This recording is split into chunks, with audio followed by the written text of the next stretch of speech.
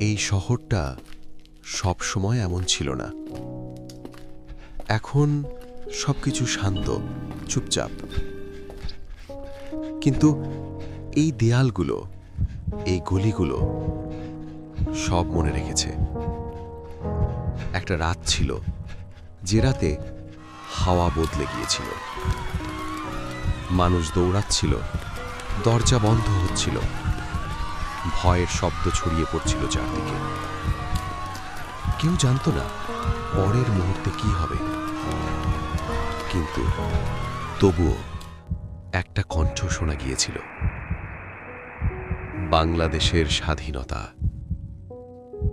সেই কণ্ঠ সব কিছু বদলে দিয়েছিল। ভয় ধীরে ধীরে বদলে গিয়েছিল সাহসে। মানুষ দাঁড়িয়েছিল মাথা তুলে। এই শহর সব দেখেছিল।